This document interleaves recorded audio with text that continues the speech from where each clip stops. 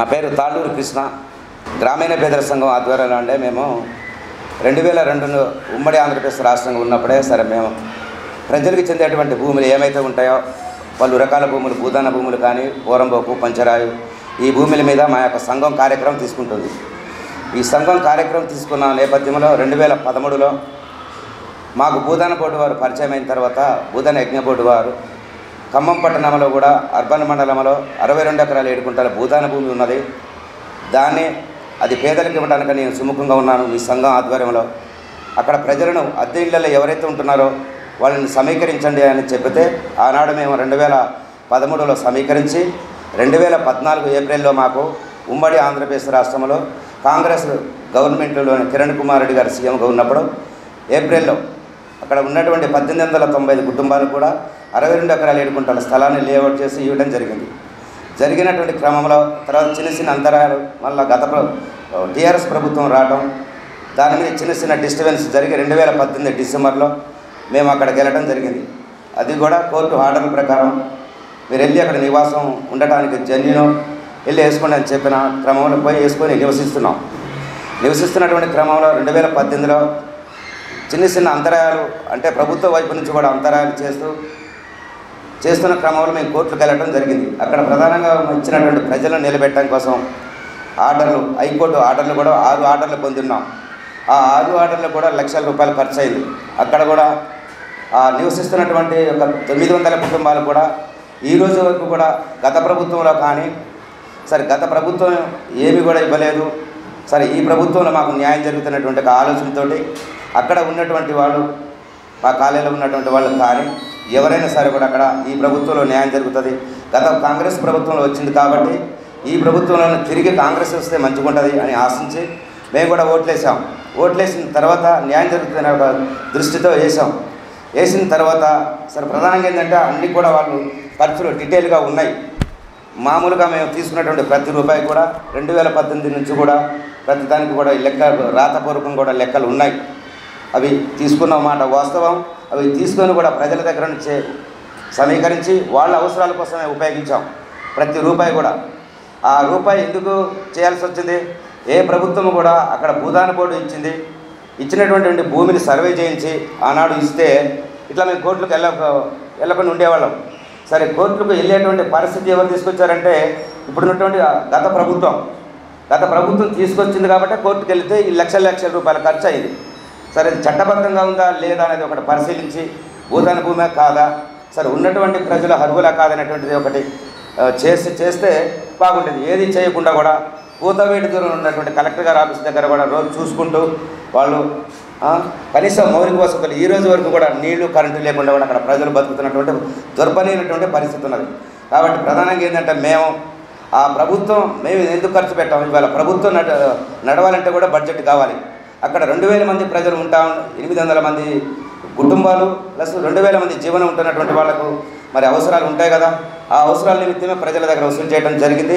ఆ వసూలు చేసిన ప్రతి రూపాయి కూడా మేము జవాబుదారీగా ఉంటాం. ఇంకా ఎవరైనా సరే అదనంగా తీసుకుని ఉంటే వాళ్ళని ఖచ్చితంగా వాళ్ళ మీద చర్యలు తీసుకుంటాం. ఇప్పటికే ఒకళ్ళు ఇద్దరు కూడా ఉంటే వాళ్ళని కొద్దిగా మందలించాం.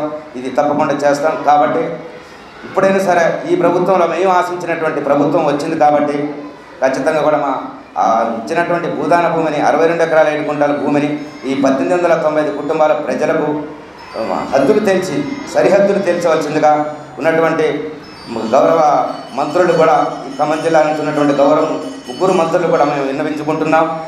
ప్రధానంగా ఏంటంటే మౌలిక వసతులు లేక చాలా ఇబ్బందులు పడటం జరుగుతూ ఉంది. కనీసం ఈ 2024 మార్చి 15వ తారీఖున కూడా ఆ పక్కన ఉన్నటువంటి క్వారీల్లో చెత్త సేదారం ఉండి రోడ్డు లేక ఇబ్బంది పడతా ఉంటే అక్కడ రోడ్లు కొద్దిగా బాగా చేయించుకుందామని చేస్తే కూడా తప్పుడు కేసులు పెట్టేసి అక్కడ 20 మంది మీద కూడా కేసులు పెట్టినటువంటి పరిస్థితి. అసలు ఏంటిది కేసులు? మేమేమైనా తప్పులు చేస్తున్నాం? నక్సలైట్ల కంటే ఎక్కువ రాత్రిపూట వచ్చి కూడా ఆ తనిఖీలు చేసేటువంటి పరిస్థితి కూడా ఉన్నది. దయచేసి అందరూ కూడా మీడియా ముఖంగా చెప్పేది ఏంటంటే మేము మీడియా ద్వారా తెలియజేస్తా ఉన్నాం. ఇప్పుడున్నటువంటి ప్రభుత్వాలు కూడా విన్నవించుకున్నది ఏంటంటే అక్కడ ప్రజలు కూడా కోరుకునేది మాకు ఇచ్చినటువంటి 62 ఎకరాల 7 గుంటల స్థలం ఏదైతే ఉన్నదో దాన్ని హద్దులు తేల్చవలసిందిగా కూడా అక్కడ ప్రజల తరఫున కూడా మేము కూడా కోరుకుంటా ఉన్నాం. ఇవి ఖచ్చితంగా కూడా చేస్తే ప్రజలు ఎవరైనా సరే ప్రజలను అట్టుపెట్టుకుని ఉన్నవాళ్ళు ఎవరైనా సరే ప్రభుత్వమైనా సరే ఇవాళ మాకు మేము ఒక గ్రామీణ పేదల సంఘమైనా కూడా మేము ఓట్లలో పట్టించుకోం, మేము చేయం. ఆ ఓట్ల ద్వారా కూడా మాకు ఏమి రాదని కూడా మేము ఓట్లు మేము ఏ ప్రభుత్వం అయితే ఉంటుందో ఆ ప్రభుత్వానికి ఏమని చెప్తాం. ఈసారి కూడా ఈ ప్రభుత్వం వస్తే ఆశించినటువంటి ప్రజలకు కోరిక మేరకు సరే కాంగ్రెస్ ప్రభుత్వం వస్తే మనకు తిరిగి కాంగ్రెస్ ప్రభుత్వంలోనే ఆ భూమి వచ్చింది కనుక ఇక్కడ స్థానిక ఎవరైతే ఉంటారో మనకు ఉమ్మడి ఖమ్మం జిల్లాలో 10 నియోజకవర్గాలు కూడా మన ఓట్లు ఖచ్చితంగా వేసేయాల్సిందే. గత ప్రభుత్వం మనకు ఏం చేయలేదు కాబట్టి ఈ ప్రభుత్వంలో మనకు న్యాయం జరుగుతుంది అనేటువంటి దృష్టితో వేసాం. తప్పకుండా కూడా గౌరవ మంత్రులు కూడా మేము విన్నవించుకున్నది ఏంటంటే మా యొక్క భూమిని సర్వే చేయించి అక్కడ 1890 కుటుంబాల పేద ప్రజలను ఆదుకుంటారని ఈ మీడియా ద్వారా తెలియజేస్తున్నాం. సార్ ఇప్పుడు మొన్న కలెక్టర్ గారు మారారు సార్. కలెక్టర్ గారు మారితే సార్ ఈ కొత్తగా కలెక్టర్ గారు వచ్చారు. కలెక్టర్ గారు వస్తే సార్ అక్కడ ఉన్నటువంటి బాధలు పడుతున్నాం సరే. స్వయంగా మేము వెళ్ళి అక్కడ ప్రజలు ఏమంటున్నారంటే మీరు ఒక బాధ్యతలు ఉన్న వాళ్ళు మీరు కలుస్తున్నారో కలవట్లేదో అని ప్రజల్లో ఒక అపోహ ఉంది. సరే కలుస్తున్నాం, కొంచెం లీగల్గా ఉన్నాం కాబట్టి కలుస్తున్నాం చెప్తున్నా కూడా ప్రజలు సరే ప్రజల మనస్తత్వం అట్లా ఉంటుంది కాబట్టి మేము కూడా వస్తాం కలెక్టర్ గారిని ఒకసారి కలిసి మేము ఇక్కడ పడుతున్న ఇబ్బందులు ఏమైతే ఉంటాయో మేము చెప్పుకుంటామని ప్రజలు అంటే ప్రజల కోరిక మేరకు మేము కొంచెం పర్మిషన్ కావాలి సార్ 4వ తారీఖు అని కూడా మేము ఏసీబీ సార్ని తర్వాత రఘునాథపాలెం సీఏ గారిని అడిగితే సార్ ఏమో వాళ్ళు లేదు మీరు మీకు పర్మిషన్ అంటూ ఇవ్వము అని అంటున్నారు. కాకపోతే మేము ఏమంటున్నాం అంటే ప్రజాస్వామ్యంలో ఉన్నాం. ఆ ప్రజాస్వామ్యంలో పడుతున్న బాధలు ఒక పై అధికారికి ఒక పెద్దానికి చెప్పుకోవడానికి స్వేచ్ఛ మాకు లేదా అనేది మా బాధ. ఖచ్చితంగా ఇసంటి కూడా ఎవరైనా కూడా గుర్తించాలి. మేము విచ్ఛిన్నం చేసేటువంటి వాళ్ళం కాదు, విచ్ఛిన్నం చేసేటువంటి కార్యక్రమాలకే మేము వ్యతిరేకం మా పార్టీ. అలాంటి వాళ్ళని కూడా కొంచెం మమ్మల్ని చూసి మాలాంటి గ్రామీణ పేదల సంఘం అలాంటి వాళ్ళని ఎవరి కోసం పనిచేస్తున్నారు అనేది ఒకటి దృష్టిలో పెట్టుకొని సరే పోలీసు వాళ్ళని కూడా మేము నిర్ణయించుకునేది ఏంటంటే మేము ఏమైనా సరే తొందరపడి తప్పులు చేస్తే మీరు కఠినమైన చర్యలు తీసుకోవచ్చు. ఎవరైనా సరే మేము లా అండ్ ఆర్డర్ ఉల్లంఘన చేస్తే వ్యవస్థలో ఎవరైనా సరే పోలీసు ఉన్నది కాబట్టి వాళ్ళకి బాధ్యత కాబట్టి చర్యలు తీసుకోవచ్చు, దానికి మేము బాధ్యత వహిస్తాం. కానీ ఏది జరగకముందు మీరు ఇట్లా చేస్తారు అట్లా చేస్తారని అనేది సరైనటువంటిది కాదు అని ఈ యొక్క మీడియా ద్వారా మేము తెలియజేస్తా ఉన్నాం. ఈరోజు దేశవ్యాప్తంగా చూస్తే భూమి సమస్య ప్రధానంగా ఉంది.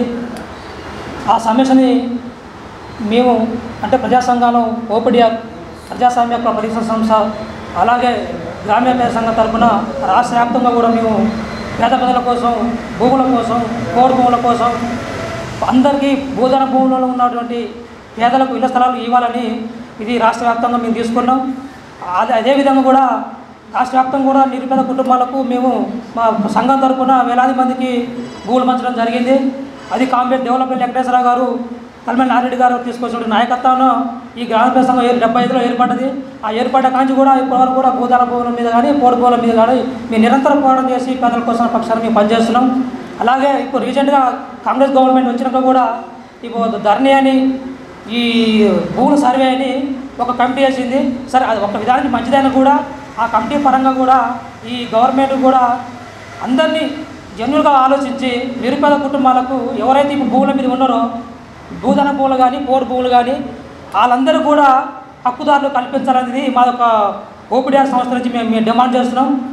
అలాగే పోడుదారుల మీద పెట్టినటువంటి అక్రమ కేసులు కూడా తప్పుడు కేసులు కూడా ఎత్తేయాలనేది మా యొక్క ఓపీడీఆర్ సంస్థ డిమాండ్ చేస్తుంది. దీనికి కూడా ప్రభుత్వం ఆలోచించి పేదల పక్షాన్నే పనిచేయాలని కోరుతూ ఈ మీడియా సందర్భంగా చెప్పడం జరుగుతుంది.